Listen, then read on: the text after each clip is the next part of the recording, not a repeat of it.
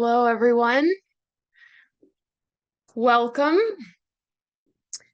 Thank you so much for joining CADIO's fall webinar series. We're so excited to see you all. We are thrilled to kick off this semester's webinars with a presentation from Dr. McKenzie Roddy. Dr. Roddy is a licensed clinical psychologist and assistant professor of medicine in the Division of General Internal Medicine and Public Health at Vanderbilt University Medical Center. She received her Bachelor of Science in Psychology from the University of North Carolina at Chapel Hill with honors, and her MS and PhD in clinical psychology from the University of Miami.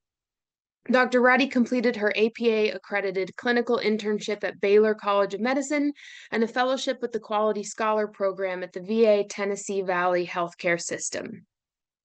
Her research aims to develop and optimize adaptive interventions for adults with chronic conditions to improve outcomes by leveraging the social context in which they are managing their disease. Currently, Dr. Roddy is supported by an NIDDK K23 to pilot a sequential multiple assignment randomized trial, or SMART, exploring the feasibility and acceptability of randomizing adults with type 2 diabetes to family and peer support interventions. So Dr. Roddy, thank you so much for being here with us. Thank you so much for having me. Am I good to start sharing my presentation? Go for it. Yes, please. Wonderful. Well, thank you for that introduction, Jillian, and I'm really excited to be presenting to this group. I'm a regular attendee of these presentations, so it's a real honor to get to share a little bit about what I've been working on. As Jillian mentioned, I'll be presenting today on the Dyadic Pilot SMART. That's a part of my K23. We are still fighting with the IRB to get approval we all know how that goes.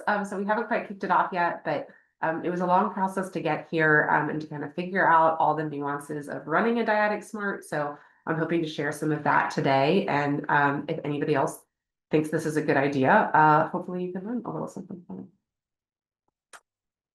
All right.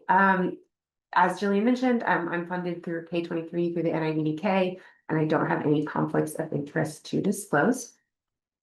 A little bit about me, if we haven't had a chance to meet, I develop adaptive interventions, leveraging social support to improve the management of chronic conditions. And I will say I didn't start in this space. I did my PhD and my graduate training focusing on romantic relationships and dyadic interventions. So I was really focused on both the main effects of the program, but also mediation and moderation effects, and how the program influenced relationship health, as well as individual health, mental health, physical health, things like that. I'll give a quick shout out to that program that I got to work on. It's called Our Relationship, and it's actually available for free for all active duty military personnel through the Department of Defense's Military One Source. So love my work there, but knew that relationships were not where I was going to stay long term. And so through my fellowship and my internship training, really started focusing on health behaviors and specifically on behavioral diabetes research. In the relationship world, I kept bumping up into how interrelated relationships and health were. And so thought this would be a really good opportunity to kind of bring my skills into this space. But I think like many of us have seen, one size fits all interventions aren't necessarily the right fit for everybody, and every relationship isn't created the same, which is what brought me into the adaptive intervention space and applying the MOST framework in order to optimize adaptive interventions so we can get the right intervention to the right person at the right time. My favorite soapbox to stand on is that dyadic work is important. We all live in a social context, right? We have partners, we have roommates, we have colleagues, we have friends, and our decisions about our health and our well-being are influenced by all of those relationships that we have around us. And we know from research that your relationship health is repeatedly associated with mental health and physical health, cross-sectionally and longitudinally. So we can't just ignore this part of our well-being. And I got into this work partially because I really love the dyadic analyses. So a dyad, right, you've got two people in the intervention, and at go, it violates like 90% of the statistical tests that you were taught in Stats 101 because you've got non-independence, you're dealing with a cluster. And I find that just really exciting to work with. And I like that these interventions have the opportunity to positively influence more than one person at a time. So like I mentioned briefly, we know that relationships improve health. This is some work for my dissertation. These are folks that went through that online relationship program. And we found that in this relationship program, where we're focusing on your relationship, we're not talking at all about your individual health. We had significant effects on mental health, so alcohol use, distress, stress, anger, as well as physical health, perceived health, insomnia, and exercise. And if you came to the program below or above a clinical cutoff for these measures, you'll see the red bars are all significantly higher. So we saw even more effects on your individual health. So I think that's just kind of a cool piece to show why these relationships are so important. We also did some mediation analyses and found that, when we were able to decrease communication conflict, we saw those improvements in health. But also when we were able to increase that emotional support, we saw those improvements in perceived health. And so it's not just about like, oh, you need a relationship, but not all relationships are created equal. And when we can either get rid of the bad stuff, right, decrease that conflict, or improve the good stuff, right, increase that emotional intimacy, we have an opportunity to impact health. And so that's where a lot of my work has continued from here. I do want to take a quick detour into some methods because I know that this group is pretty familiar with MOST and that framework, but I thought it would be helpful just to do a little review. So if you already know all of this, then get a cup of coffee or something. But quickly, I just want to make a distinction between a fixed intervention and an adaptive intervention. So in a fixed intervention, everybody gets the same intervention package. Most of these in the work that we kind of touch on are multi-component, right? So you might be getting like coaching calls and peer support and text messages. Everybody can kind of insert here what those different components are. And the intervention that you are assigned at initiation is given until the intervention is complete, right? So you get 14 weeks of this intervention, or you get 10 weeks of the diabetes prevention program. And I always want to say that these fixed interventions still can include person-centered approaches. So especially if you have a therapist or a coach involved, they're still going to tailor the goals to the person. They're still going to be sensitive to what that individual needs, but they are delivering that one intervention or that one intervention package. In an adaptive intervention, it allows the dosage or the intervention components to vary across individuals or across time. So the intervention that we assign a treatment may continue or it may change based on how that person is responding.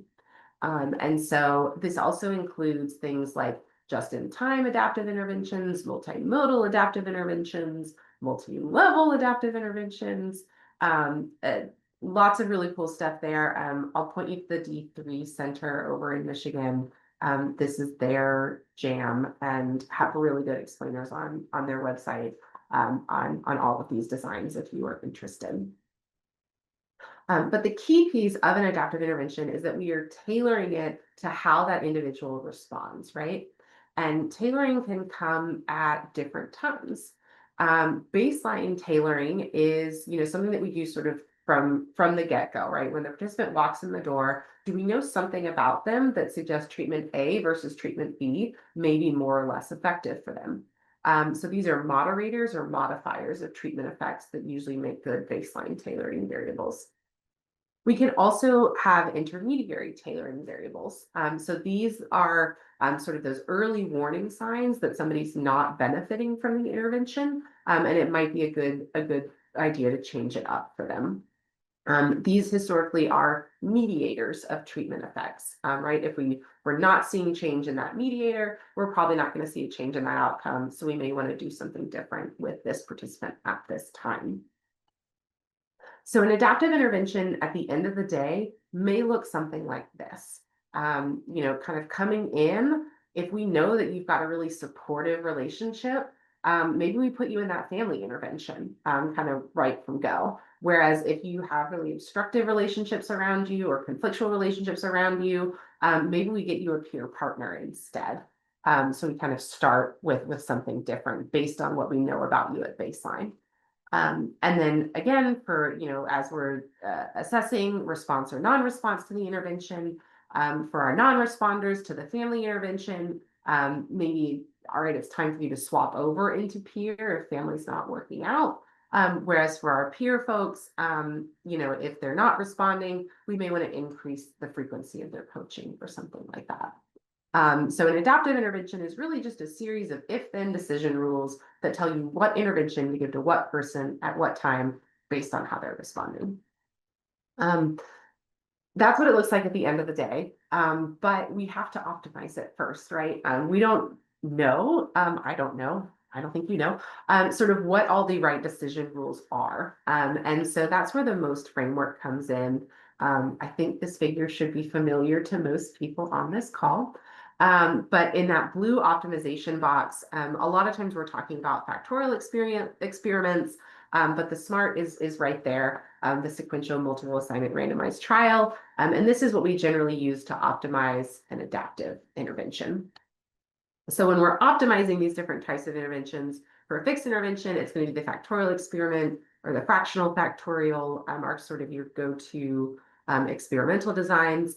Whereas for an adaptive intervention, that SMART is pretty much your go-to intervention design. For a just-in-time adaptive intervention, you use a micro-randomized trial. You use the hybrid experimental design for the MADI, et cetera, et cetera. Again, go back to D3, there are the pros on this. But a SMART is going to look something like this, where we have sequential, so kind of in order, multiple, more than one, randomizations across the trial. And what the randomizations do is they give us an opportunity to ask a question. So anytime you see a randomization in a SMART, there's a research question being asked at that point. So the first randomization is, which intervention is better to start with, A or B? And then our second randomization in this example is, for those folks who don't respond to their initial treatment assignment, what's better? To continue with that initial treatment assignment, right? Maybe they just need a little bit more time, a little bit more dose, or do we augment it? Do we turn up the volume in some way for those people? And I just want to point out, when we're doing the SMART, we have the randomizations. We're optimizing, we're asking questions. We don't know what the right treatment path is. Whereas in the prior figure, we go back. Oh, sorry. There's no randomizations, right? We figured out what the right treatment path is. We've optimized it. This is the adaptive intervention. So I just want to make that point because I think that sometimes it gets a little bit hairy. Any questions about that before I blaze on? Okay, cool. So swerving back from our detour, if we look at diabetes management specifically, this is the space that I've been working in for the last 5 years, and it's been a really welcoming space, and I think there's a lot of opportunity here that we'll talk through. But if you're not a diabetes person, I'll just mention briefly that diabetes is a significant health problem here in our nation. The US prevalence is around 10%, and it is increasing rapidly. And less than 50% of adults who have type 2 diabetes, which is the space that I mostly work in, are meeting their glycemic management targets. So this means that the management of their blood sugars is not going as well as we would want it to. And we know that when glycemic management is not going well, there's a higher risk of complications, morbidity, mortality, comorbidities, things like that. In addition to just sort of the biological stuff not going great, around 40% of adults with type 2 diabetes experience significant emotional distress about having diabetes. So overwhelm about the asks of them, fear about their future, things like that. So we've got both physical and mental health concerns in this population. Because I am a dyadic researcher, I always like to kind of share a little bit about why I think this model is the right model, especially in a space like this. Um, when we think about folks initiating a behavior change to better their health or better their well-being, it's the New Year's, I'm going to go to the gym more. It's pretty easy for somebody to make that change and do that change for about 6 weeks. But after that, it's really hard to maintain. And dyadic interventions have the opportunity to help sustain those behavior changes long term. Because for somebody to sustain a behavior change, if I want to go to the gym more, my social system around me needs to adapt in order to help me sustain that change. So if every time I go to the gym, my husband says, great, I'll feed the kids dinner tonight, or great, I'll walk the dog, so you don't have to come home from work. It's going to be a lot easier for me to keep going to the gym if he's helping me out in these supportive ways. On the other hand, if every time I try to go to the gym, my husband's like, oh, but like now I have to get in the carpool line, or like, oh, like now I have to cut my day short, and like, who's going to cook my dinner? Right? It's going to be a lot harder for me to maintain that gym habit. And I'm going to revert back to the status quo of not going to the gym so that I don't face that resistance from my social system. So while individuals are the ones that initiate a habit, your social system around you is what really helps you maintain that habit.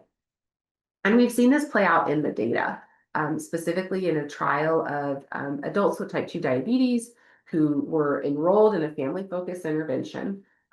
We found that both increased helpful family involvement, right? So husband walking the dog, husband picking up the kids, and decreased harmful involvement, husband complaining less, were related to sustained glycemic management. So we're related to long-term improvements in managing blood sugars. This was some work that my primary mentor, Dr. Lindsay Mayberry, did, and I've had the opportunity to continue to work on some of her trials. And so just to dive into this a little bit more, I want to tell you a little bit about the FAMS RCT. In this study, that we tested a family-focused intervention that was targeting improving self-care and glycemic management compared to enhanced treatment as usual for adults with type 2 diabetes. We had 379 individuals who participated in this RCT, and they had the option to invite a support person to co-participate with them. And that support person received text messages and otherwise like very low touch intervention for the support people. Most of our adults with diabetes chose their spouse or partners. About 58% invited that person to be their support person. Another 29% invited a relative. And around 71% of our support persons were living with our target adult with type 2 diabetes. We did not put any restrictions on who that support person could be because we know that people get support for their health from a huge network. They don't have to live with you. They don't have to be married or related to you.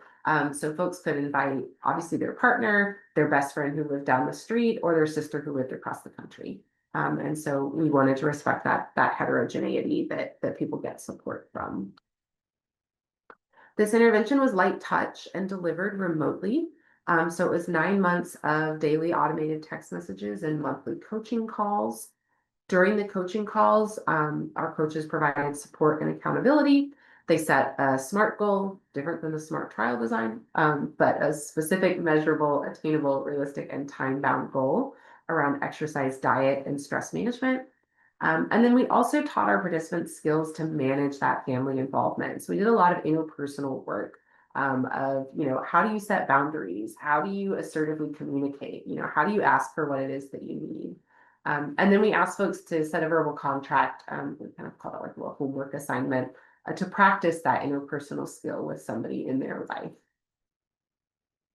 And we found that the intervention compared to usual control improved diabetes distress and well-being.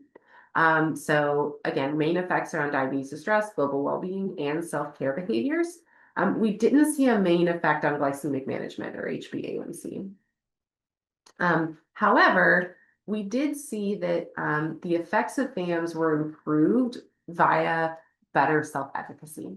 So for folks who felt more empowered around their diabetes self-care and more like they were able to manage it, not only did we see those benefits psychologically to distress and well-being, but they also had improved glycemic management.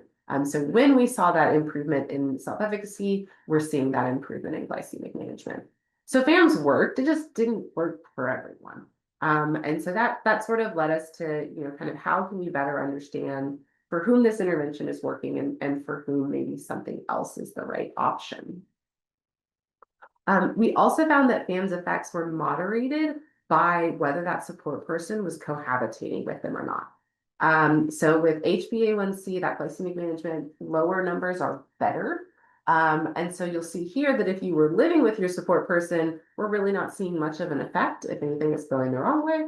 But if you were not living with your support person, we're seeing clinically meaningful improvements in A1C. Those folks who were not living with their support person also had a pattern of larger estimated effect sizes for their mental health outcomes, their distress and well-being. And we also found that not cohabitating was associated with engagement. So they were more likely to do the full intervention. They were more likely to complete their verbal contracts. However, they did meet their goals slightly fewer days per week. So I think these results kind of together highlight the idea that FAMs worked well, but not for everybody, and that we may need some individualized approaches in our diabetes care, which set us up nicely to optimize an adaptive intervention in this precision medicine, space of, we know that social support is important for diabetes management. Family support works for some people, but not for everybody. What is the right, the right sauce to help people manage their diabetes. So I was interested to see who else was working in this space of optimizing interventions for health behaviors, specifically optimizing adaptive interventions. So like every good early career researcher, I did a systematic review. And we found at the time this was published, 22 studies describing this kind of work. Only 9 of them had results. So a lot of these were protocol papers. So there's a lot sort of in the hopper that should be coming out soon, or maybe is out now. Most of the work was in substance abuse or weight management, and then some in smoking cessation. At the time, none were optimizing adaptive interventions for type 2 diabetes. Generally, sample sizes were a little small and limited diversity in the folks that were represented. So lots of opportunities for us to optimize adaptive interventions in the health behavior or health change space. And I think that, some of the key ones that jumped out to me were this idea of baseline tailoring. A lot of people were looking at intermediary tailoring, right? So if somebody's not responding, what do we do? But this baseline tailoring was not a key question in many of the studies that came up in that review. Folks also were very rarely tapering for treatment responders. And I think some of that is because, we're all just working as hard as we can to get any sort of effect. And the idea of tapering is maybe a little bit scary. But I think from a cost effectiveness standpoint, tapering is something that we should be more mindful of. And just out of respect for our participants, right? If they have gotten what they need out of the intervention, let's not waste their time. Let's not waste our resources and see where tapering could be appropriate. And then finally, nobody was using contextual variables when thinking about tailoring for an adaptive intervention. So people were looking at, what's my level of depression? What's my number of pounds of weight loss? What is my self-efficacy? But nobody's really looking at, how many, close relationships do I have around me? Or do I live in a neighborhood that has safe spaces for walking and exercising and a grocery store with fresh fruits and vegetables? So sort of all of these things that can influence our health outside of the individual aren't being considered. And then, of course, like I mentioned, we can do better with our diversity. So this brings me to my current work, and hopefully this flows logically from what I've been sharing so far today. We know that diverse and complex social relationships impact diabetes management and diabetes distress. And there's really great evidence out there to show that both peer support and family support can improve self-care, that glycemic management, and diabetes distress. What we don't know is for whom peer versus family support is most effective. And so that's that's the like big question here. But for the K, we're not quite going to be able to answer that. But first we had to come up with a peer support intervention for folks with type 2 diabetes. There are a number out there, but for reasons that I'll get into, we wanted to adapt our own. So in aim 1 of the K, we used focus groups in order to adapt that FAMS intervention, that family focus intervention, into a peer support intervention.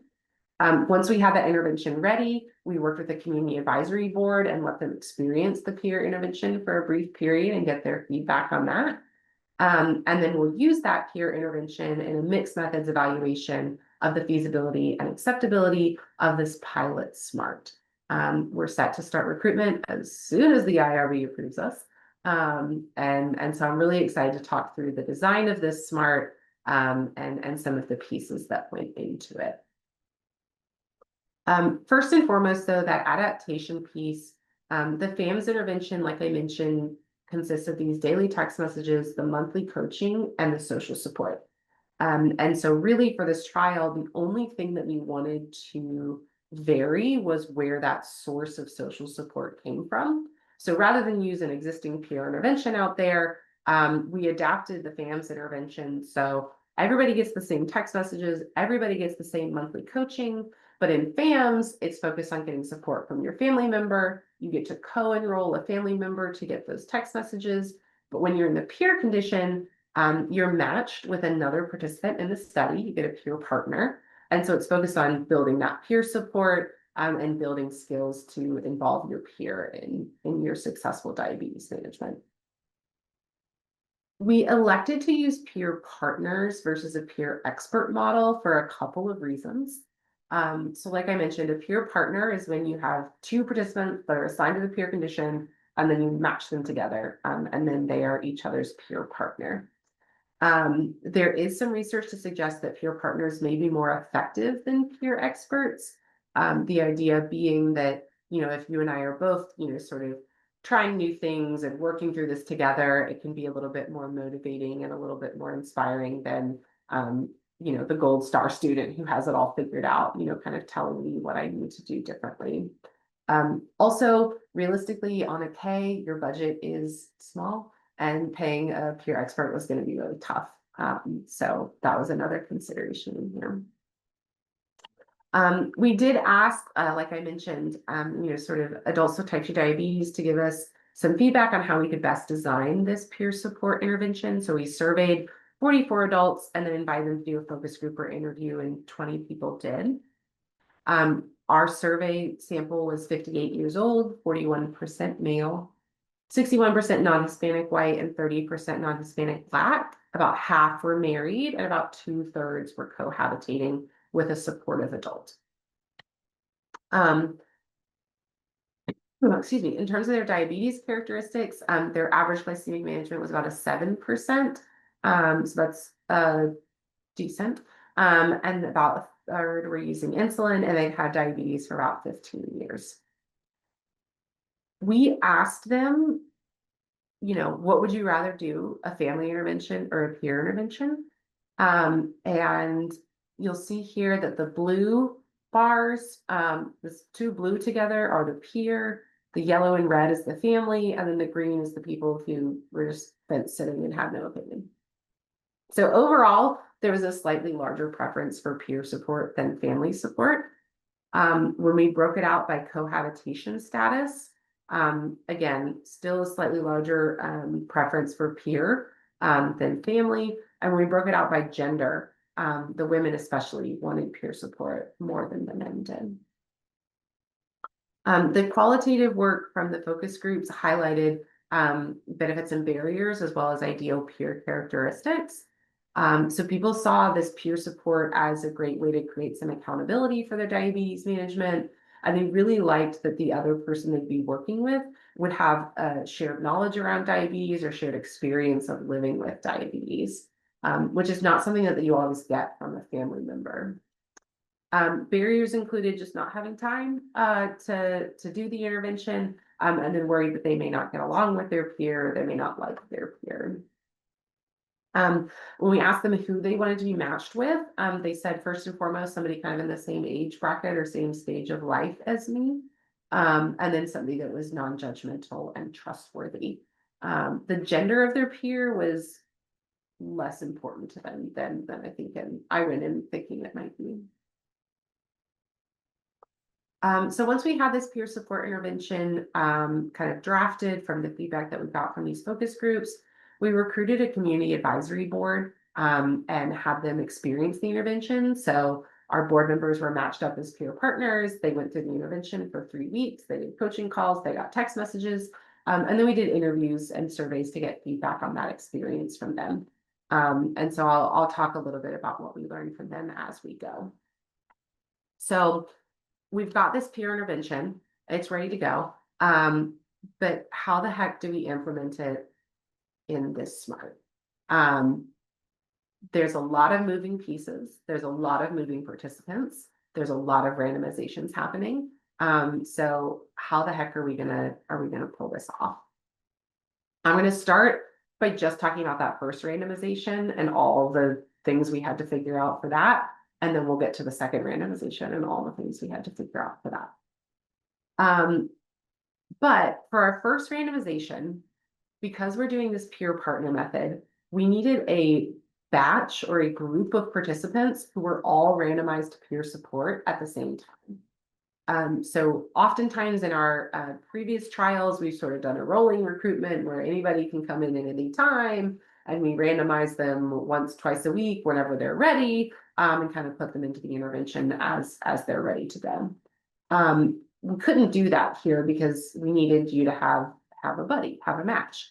And so what we're doing is we're going to recruit about 100 participants at a time, about 2 months before we want to randomize them. During that 2-month period, our participants need to complete their informed consent, a baseline survey, a baseline glycemic management test, an A1C test, in order to be ready to be randomized. Based on our past recruiting history and methods, I think this should result in about 10 to 12 participants who will be ready to be randomized for that first randomization, which means we'll have between 5 and 6 that are randomized to peer, because half of them, 5 to 6, will be randomized to FAMs. Excuse me. We landed on this number after conversations with our statisticians, what they thought was a reasonable number for us to randomize to peer to still be able to do those matches, but also talking with our coordinators and our research assistants of what was a feasible number of people to be managing and recruiting sort of all at once. We're using an adaptive randomization process where we'll randomize once every 4 weeks. And the adaptive randomization process takes into account who has already been randomized in order to sort of maximize the balance between our 2 groups. And so this is something that our statisticians have a lot of experience with on a number of trials. I wish they could come and share with you all the nuances of them. But essentially, our randomization will be stratified by self-efficacy, whether or not they're cohabitating, and the participant's gender. And if we end up with an odd number randomized to peer, because either we have an odd number in the batch or that's just the way the randomization plays it, that odd duck, that odd person, will be reassigned to FAMs. When I was talking through this with my statisticians, I got very itchy because I was like, this isn't randomization. Like, randomization has to be pure. It has to be perfect. Otherwise, it doesn't work. And they reassured me that, no, we'll be able to kind of move these people over. It won't break the randomization. We'll still be able to ask the really rigorous questions that randomization allows us to ask. And because of this adaptive randomization process, if we randomize, 7 people to FAMS in the first batch, in the second batch, you're more likely to have more people randomized to peer. So over subsequent batches, it will sort of even out those odd ducks, and we'll still have nice balance between our groups without breaking any statistical bylaws. We decided we need to have at least 6 participants in order to randomize, to sort of run that adaptive randomization process, and otherwise we'll push them to the next batch. It was really important for us to think through all of these iterations and sort of make these data rules in advance so that we could be very clear in our protocol, and as we start to publish and talk about this work, that these decisions were made a priori. These were the rules, this is how we followed them, just because we didn't want to sort of be having to make a different decision every single time something new popped up. For our non-response variable, it's self-efficacy, and we wanted multiple opportunities to collect that, so we would have the best chance of having data on folks in order to do that second randomization, and classify them as responders or non-responders. And so we have sort of a backup system to be able to collect this data. So coaches will collect a brief measure at the end of their 3rd coaching session when they're on the phone with folks. If they forget or the participant skips that session, our research assistants will call the participant and attempt to collect that data. If that's unsuccessful, this measure is a part of our 3-month follow-up survey, which participants should be completing at about this time, so we can use data from that. And then finally, if none of those methods are successful, we do have a plan to proceed with missing data. So if we don't know if somebody's self-efficacy has improved or not, we'll consider them non-responsive in our second randomization. That second randomization is blocked by responder status, so kind of whether they responded to the first half of the intervention or not, as well as whether or not we have that data on them, missing data or not. We decided that in order to do that second randomization, 60% of the participants in that batch need to have data. Otherwise, we'll wait a week. If we still don't have it, we'll randomize at that time. This is also an adaptive randomization, so kind of like the first go round, we will have that opportunity that if we have an odd duck, they go to FAMS, and over time, over subsequent batches, this should even out over the randomizations. But the big question is sort of, what do we do with these dyads, right? As you can imagine, if somebody comes in the intervention, they get assigned to peer, and Kate and Jillian both get assigned to peer, and they're assigned as peer partners, and so they're working together.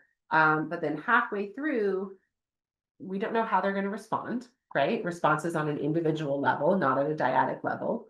And then we don't know how they're going to be randomized. So Kate could get moved into FAMS while Jillian stays in peer. They could both get moved into FAMS. They could both stay in peer. And so we had to think through, sort of how are we going to manage the breaking and remaking of these dyads at the midpoint. So the easy scenario is if somebody starts in FAMS and ends in FAMS, they're easy. They're working with their sort of family member who's external to the trial. So that's fine. If somebody starts in peer and then moves into FAMS, they'll get to enroll a family member at that time. Honestly, fine, they're easy, like we can deal with that. But it's for our folks who start in FAMS and move into peer, they now need a buddy at the midpoint. And then for our folks who start in peer and stay in peer, we don't know whether their original peer partner is going to be available to them or not. And so they may need to rematch at that time.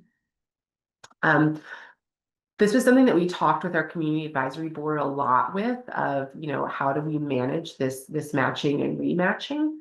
And they were pretty split. More of them wanted to stay with their current peer than change. But when asked about that, they said, I really like this person. Like, I don't want to give them up yet. But people did say, some people wanted to change and some people were ambivalent about it.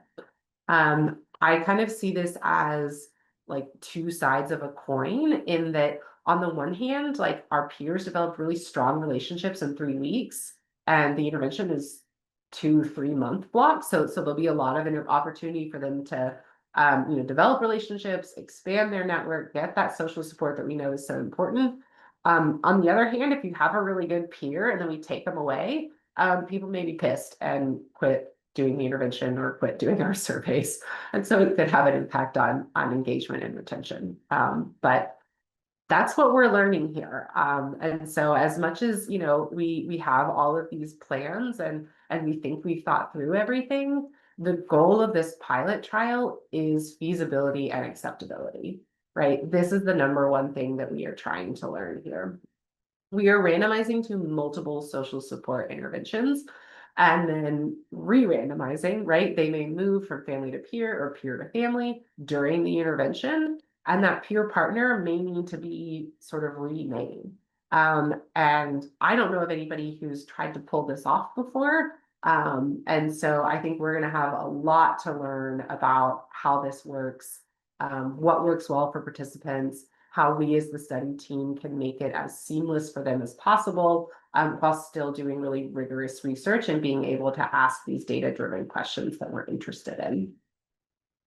So like I mentioned earlier, a future fully powered SMART is going to ask these questions about for whom peer versus family are best, and then what's that best option for non-responders. But right now, we just have to make sure that we can pull off this type of trial before we do that fully powered one. And so just in summary, like I said, I like to study who needs what type of intervention so that we can customize delivery to meet individuals and meet their needs, as well as, sort of through doing that, increasing the quality of care. We know that folks live in a social context that influences their health, and kind of moving past a one-size-fits-all intervention approach, where family context, social context, and preferences are considered, I think is really the direction that I'm hoping to take this. I couldn't do any of this without the team and mentors who support me. So Lindsay Manyberry is my primary mentor.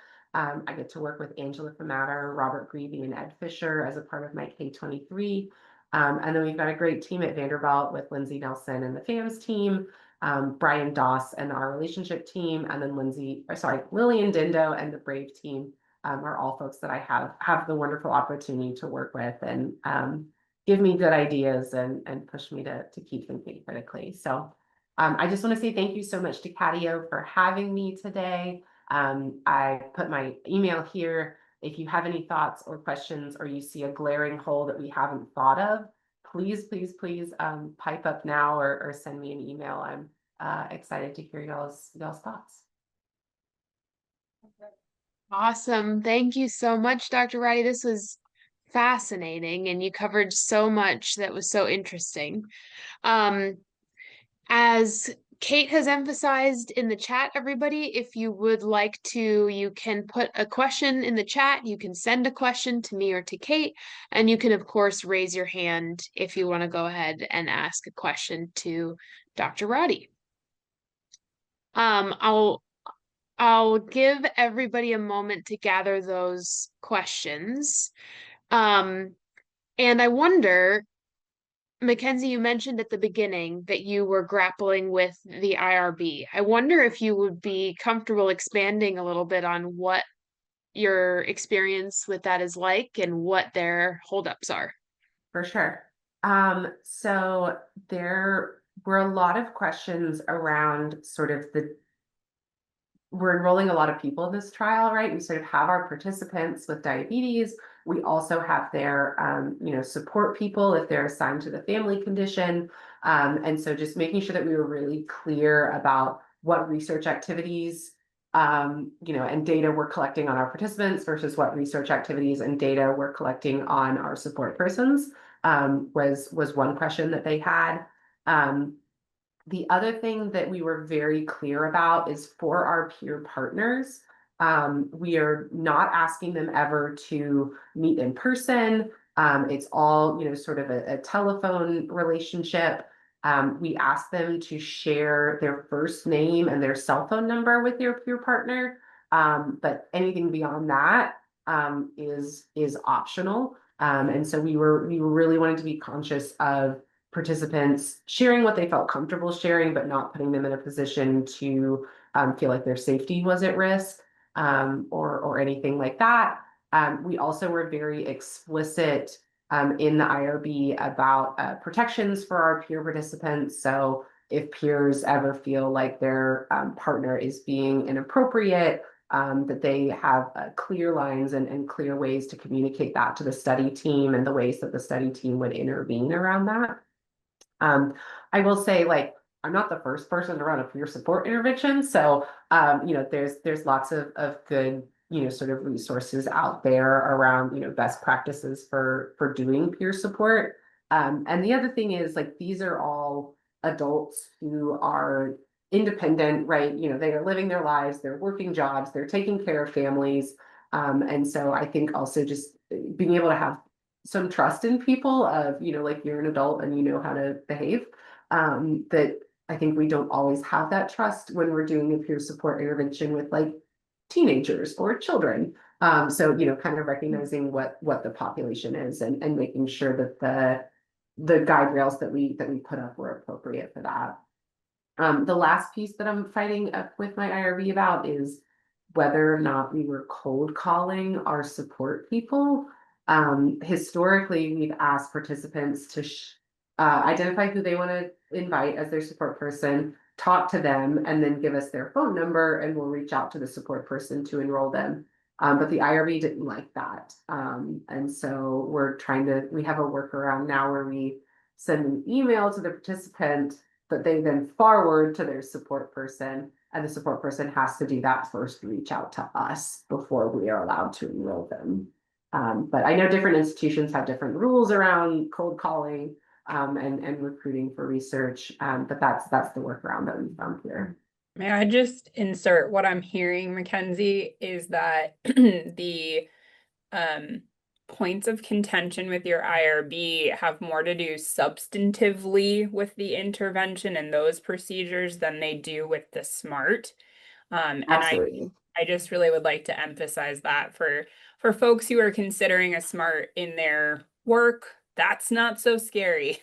So yeah, they were fine with the SMART. It was other things that, like I said, like, it wouldn't have mattered if we were just running the family intervention or just running the peer intervention. Like, sort of, the questions were more about those content than the design.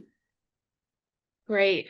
This brings us to another question. And this one is a little bit more specific to the SMART, maybe where you're having these repeated randomizations. When somebody is in a peer group and they are then randomized for a switch, have you grappled with the possibility that they might continue with their peer partner because they have that phone number, they have that relationship, and you might be missing the fact that they're choosing their own intervention at that point? Absolutely. And we talked about this a lot, whether, it was truly, are they switching, from peer to family or family to peer, or are we adding, peer to family or family to peer? And the reality is, if somebody moves from family to peer, they're not going to, like, divorce their husband or, like, cut off their sister from their life, right? So that family support is likely going to continue. And so we were therefore sort of okay with the fact that the same thing could happen if you started with a peer, right? I could continue to talk to that person, even if I'm now working with a family member, or even if I'm now working with a new peer partner. So it's not as, sort of clean cut as some other intervention components that we could turn on or off. But I do think that, our goal here is to help people build skills around, sort of asking for the social support that they need. And more social support isn't a bad thing. So I'm not mad about it if people stay in touch. But that is something that this is a mixed methods trial. And so we are going to be doing interviews at the midpoint and at the end of the intervention. And so we will ask people about, whether they've stayed in touch with their first peer partner, if they had that relationship and sort of what things have been like. So it'll be interesting to see what people say. Yeah, definitely. Mm. Jen? Hey, thank you for that presentation. It was fascinating. I'd love to just learn more about your work. I'm doing something that involves a peer intervention now, so that just gave me a lot of ideas. Very helpful. But I did want to ask you about one thing you had mentioned just as you were talking about your systematic review, of the optimization, health behaviors. And you mentioned that one opportunity for optimization with adaptive interventions is in the realm of tapering for treatment responders. And so I was wondering if you could just talk about that a little bit. And you said especially for cost effectiveness issues. I was wondering if you could talk about that a little bit. I wasn't totally clear on what you meant, but that kind of piqued my interest. Yeah, great question. So this design right here is sort of considered like the prototypical SMART design, where we're initially randomizing to 2 different interventions. And then our responders just continue in the same intervention. We don't mess with them, but we re-randomize our non-responders. Because, right, something's not working for them, they need something different.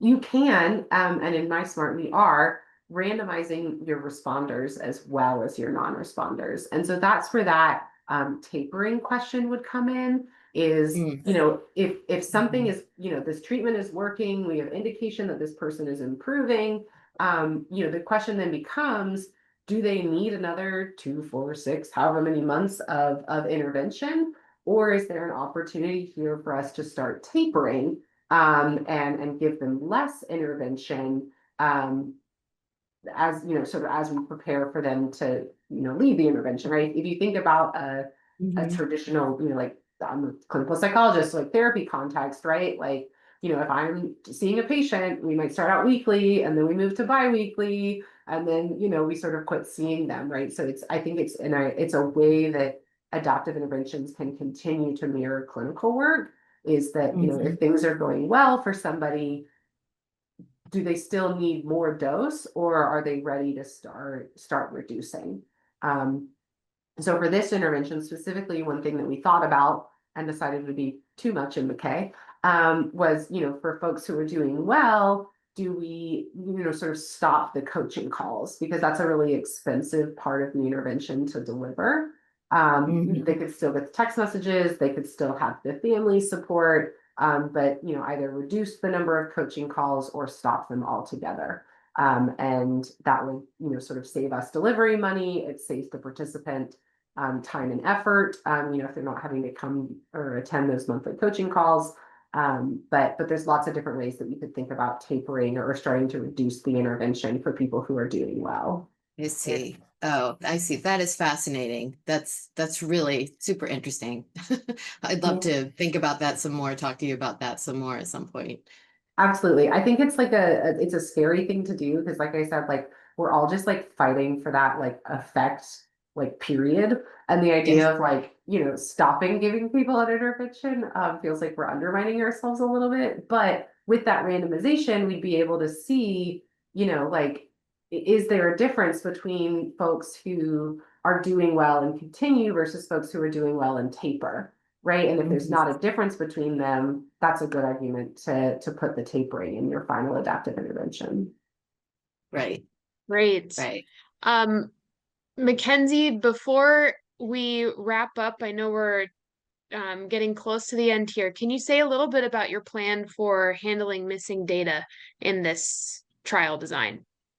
Yeah. So during the trial, like if somebody is missing data at the midpoint, for whether they're a responder or non-responder, we're not doing any sort of imputation. We will just consider if the data is missing, we're going to say you're a non-responder, and sort of proceed in that way. When the trial is over, and we're sort of analyzing our main effects, then yes, we will use sort of a standard imputation method for missing data. But again, this trial is really focused on feasibility and acceptability. So our main outcomes are around retention of participants, enrollment of participants, things like that. And the preliminary efficacy is more of an exploratory aim. Awesome. Great. Well, thank you so much again, McKenzie, for the super, super interesting presentation. I'm so excited for you to actually get to the point of recruiting these participants and seeing Yes, what me too. happens and learning, and you'll have to report back with us. It'll be really exciting to hear what you find. Absolutely. Thank you so much for the opportunity to come today. And like I said, I'll put my email in the chat. If anybody has any follow-up questions, please do reach out. Perfect. Thank you. And thank you everybody for being here. Good to see you. Kate has posted some good links in the chat too, if you haven't seen them already, but we will catch you for our next webinar soon. Thank you. Thanks, McKenzie. Thanks, y'all. Have a great Friday.